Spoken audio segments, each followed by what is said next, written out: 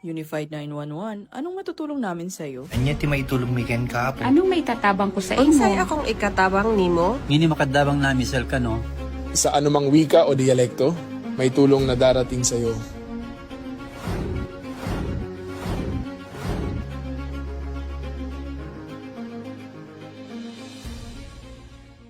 Lilingkod sa bawat Pilipino at magbibigay ng tamang impormasyon para sa tahimik at maayos na Pilipinas. Police News Network, alagad ng batas, tagapagtaguyod ng balitang pulis, sandigan ng mamamayan, patnubay ng katotohanan.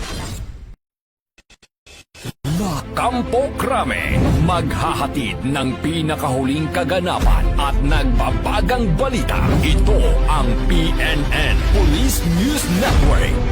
At ngayon, ang inyong mga tagapagbalita.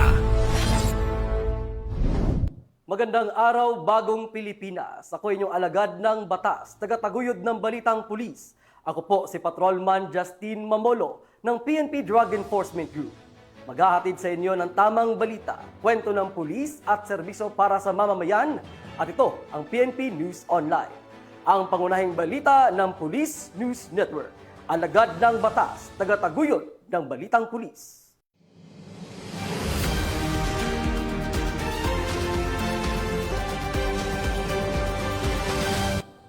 Narito ang mga balitang hatid ng ating PNN correspondents mula sa iba't ibang panig ng bansa.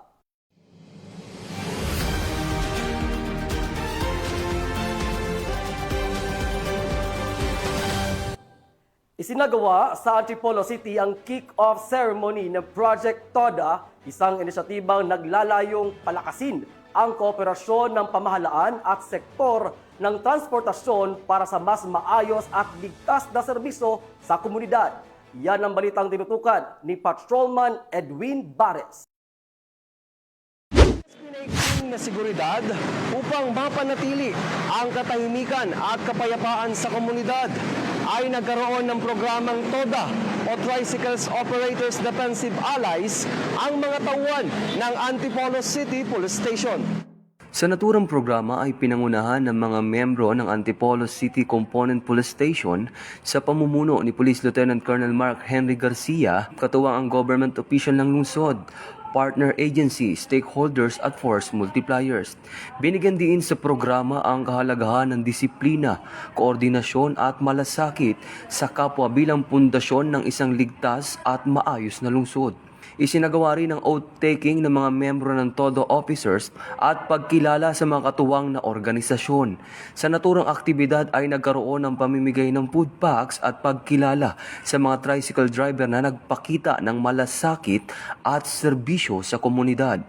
Ang bawat miyembro ng TODA ay magsisilbing tenga at mata sa lansangan upang maiwasan ang krimen, katuwang ang Philippine National Police upang masiguro ang kaligtasan ng bawat mamamayan sa lungsod ng Antipolo.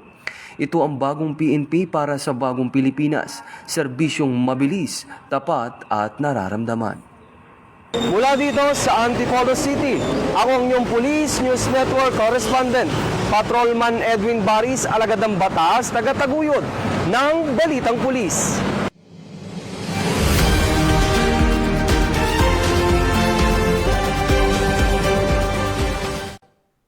Isang bagong tahanan ng pag-asa ang hatid ng Project Tabang. Hatid sa isang senior citizen sa Camarines Norte bilang patunay ng malasakit at pagtutulungan ng komunidad para sa kapakanan ng mga nakakatanda. Patrolwoman Vanessa Sol sa balita. Tinanggap ni Lola Lourdes Abiera ang kanyang bagong gawang bahay sa isinagawang blessing in turnover ceremony nito lamang Enero 24 taong kasalukuyan. Pinangunahan ang aktibidad ni Police Brigadier General Erosito N. Miranda, Acting Regional Director ng Police Regional Office 5, kasama sina Police Colonel Paul F. Abay, Provincial Director ng Camarines Norte Police Provincial Office, Police Lieutenant Colonel Dexter Victor V. Laviste, Officer in Charge ng Daat Municipal Police Station, at Project Proponent Police Lieutenant Colonel Charles N. De Leon. Isinagawa ang proyekto sa pagkikipagtulungan ng Dait Masonic Lodge 247 at ng local government unit bilang patunay ng nagkakaisang adhikain ng pamahalaan at ng komunidad sa pagbibigay ng tunay na malasakit. Ang pabahay ay bahagi ng Project Tabang na nangangahulugang tayo, ako, bawat isa, aasenso, nakaagapay ang gobyerno, na nakapaloob sa advokasya ng community service-oriented policing.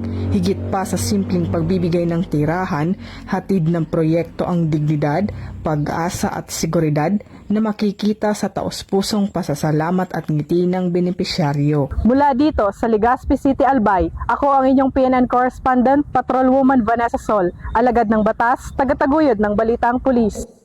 Maraming salamat, Patrolwoman Sol. Pinarangalan ng Philippine Military Academy Alumni Association Incorporated si Acting Chief PNP Lieutenant General Jose Melencio Nartatis Jr. bilang pagkilala sa kanyang liderato at patuloy na serbisyo sa pagpapalakas ng kapulisan at pagpapanatili ng kapayapaan at kaayusan sa bansa. Magbabalita dyan si Patrolwoman Fe Marie Octaviano. Na annual General Membership Meeting ng Philippine Military Academy Alumni Association Incorporated. Pinarangalan si Acting PNP Chief Police Lieutenant General Jose Melencio Nartatis Jr. bilang Outstanding Achievement Awardee. Binigyang pagkilala ang kanyang kahusayan at natatanging serbisyo sa Philippine National Police na nagpapakita ng dedikasyon sa komunidad at profesionalismo.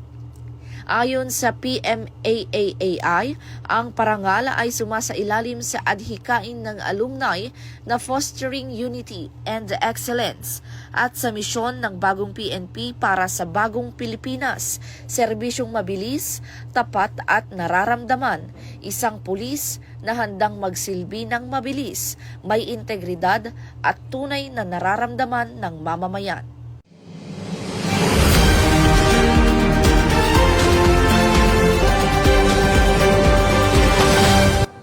Maraming salamat, Patrolwoman Octaviano. Mahigit 3.7 milyong halaga ng hinihinalang shabu ang nasamsam ng Bohol PNP sa isang isinagawang operasyon na humantong sa pagkakaaresto ng isang high-value drug personality at patunay sa patuloy na kumpanya laban sa iligal na droga.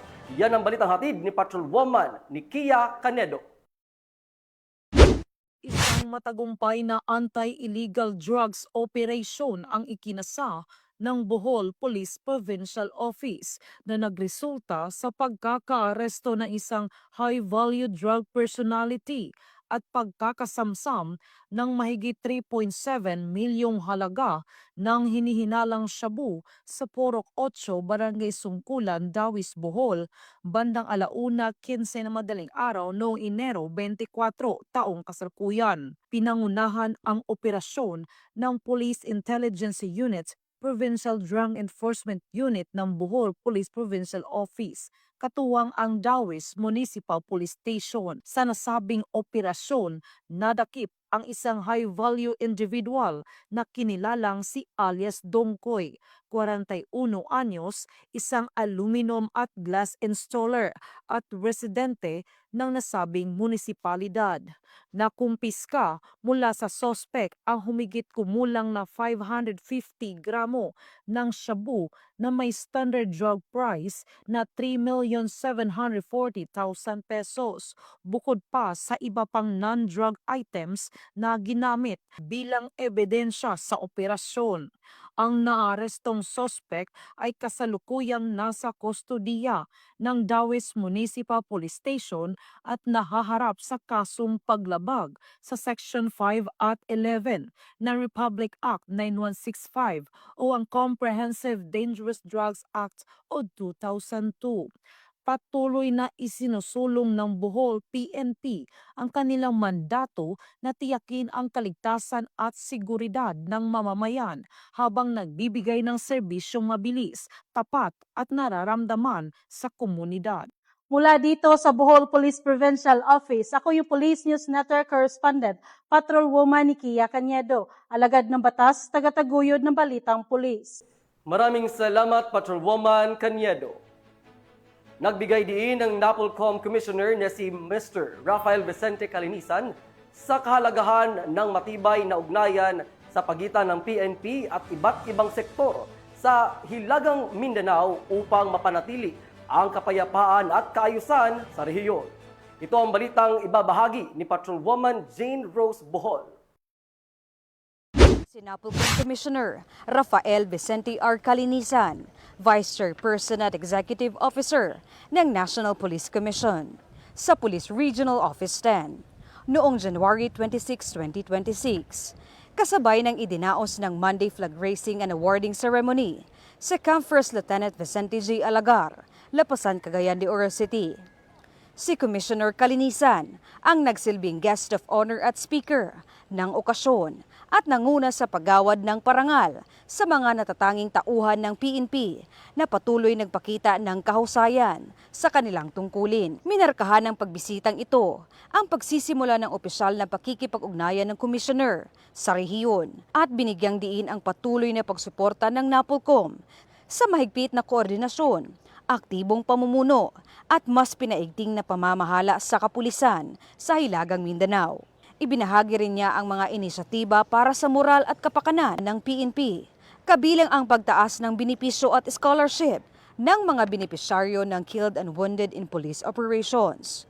Matapos ang seremonya, pinangunahan ni Commissioner Calinisan kasama sina Attorney Ramon Alfredo E. de la Cruz, Regional Director ng NAPOLCOM Region 10, at Police Brigadier General Christopher N. Abrahano, Regional Director ng Pro-10, ang pagbisita sa Regional Mobile Force Battalion 10 upang suriin ang kalagayan, kahandaan at kapakanan ng mga tauhan.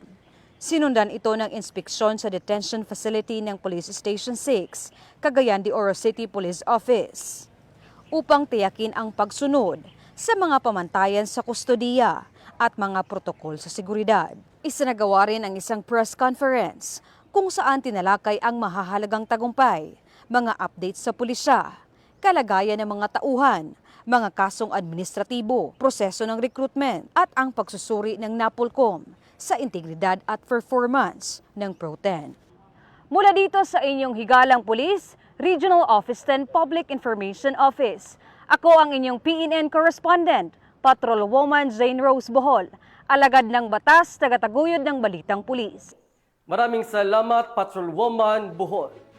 Isang Memorandum of Understanding sa pagitan ng PNP Anti-Cybercrime Group at Bank of the Philippine Islands ang naisagawa sa Makati City na naglalayong palakasin ng pagtutulungan laban sa cybercrime at maprotektahan ang publiko laban sa mga online scams. Patrolwoman Mary Grace Artizuela, ibalita mo. Nilagdaan ng Memorandum of Understanding sa pagitan ng PNP Anti-Cybercrime Group at Bank of the Philippine Islands bilang hakbang upang higit pang palakasin ang kooperasyon sa pagsugpo sa cybercrime at pag-iwas sa online financial fraud. Ayon kay Police Brigadier General Wilson C. Asweta, Acting Director ng PNP-ACG, layunin ng partnership na ito na paigtingin ang cybersecurity measures at tiyakin ang mas ligtas at maasahang digital financial transactions. For the signing of this MOU, so reflects our commitment to safeguarding the public from cybercrimes and fostering a safer digital environment. Your ACG will always be the partner of the banking sector, especially the BPI. So we do believe that peace and order and economic progress is a shared responsibility. Atin namang pakinggan ang naging mensahe ni Miss Mary Catherine Elizabeth P. Santa Maria, Senior Vice President ng BPI. What this Memorandum of Understanding does, it provides a structure for our partnership, and it really also strengthens our dedication and service to helping Filipinos, especially these vulnerable segments, to fight cybercrime. This Memorandum of Understanding between the PNP-ACG and the BPI is a significant step in fighting the cybercrime and the emerging trends of cybercrime in our country. So it combines the expertise of our investigators and the expertise of our private sectors as well in order to develop more collaborative effort in combating cybercrime. Mula dito sa Makati City, ako ang inyong PNN correspondent, Patrolwoman Mary Grace Artizuela, nagbabalita para sa Police News Network, alagad ng batas, tagataguyod ng balitang pulis. Maraming salamat, Patrolwoman Artizuela. At para sa ating huling balita, matagumpay na nasagip ng Nueva Ecija Police Provincial Office ang isang dinukot na negosyante sa Cabanatuan na nagresulta sa pagkakaaresto ng 3 suspect bilang patunay na mabilis at koordinadong aksyon ng pulisya laban sa kidnapping. Ito ang balitang ihahatid sa atin ni na Patrolman Adrian Dayaw at Patrolwoman Marie Octaviano. Matagumpay na nasagip ng Nueva Ecija Police Provincial Office ang isang 59 anyos na negosyante na dinukot itong Enero 26 matapos ang mabilis at magkakaugnay na operasyon ng iba't ibang unit ng pulisya. Personal na pinangunahan ni Police Colonel Harold Dagit Bruno ang operasyon.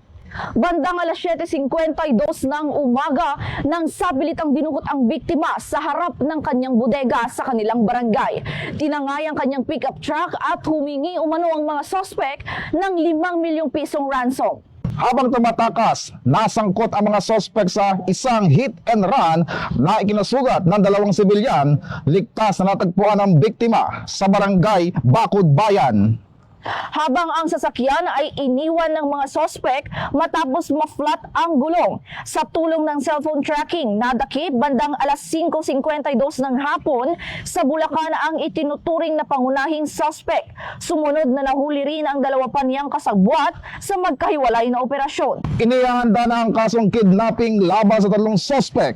Pinuri ni Police Colonel Bruno ang mabilis at mahusay na pagtugon ng mga pulis at iginiit na ang batas at kapangyarihan ay nararapat gamitin lamang sa pagsilbi at pagprotekta sa mamamayan. Mula dito sa Campo Crame, ako ang inyong PNN correspondent, Patrolman Adrian Dayaw. At ako naman si Patrolwoman Fe Octaviano. At ito ang bagong PNP para sa bagong Pilipinas. Serbisyong mabilis, tapat at nararamdaman.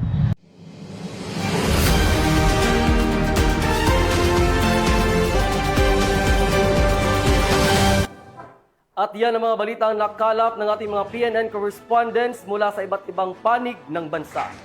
Sa ngalan ng pamunuan ng Philippine National Police, sa pangunguna ni Acting Chief PNP Police Lieutenant General Jose Melencio Nertatis Jr. at sa pamumuno ni President Ferdinand Bongbong Marcos Jr., kami ay maglilingkod sa bawat Pilipino at magbibigay ng tama at balanseng balita.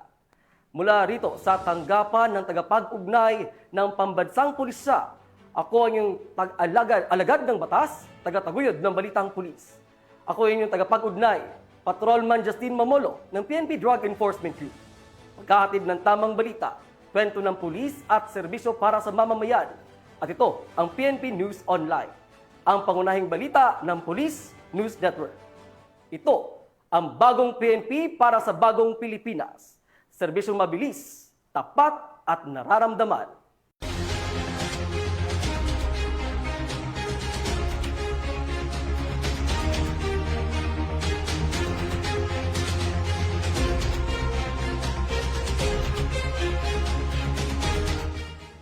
Police News Network, alagad ng batas, tagapagtaguyod ng balitang pulis.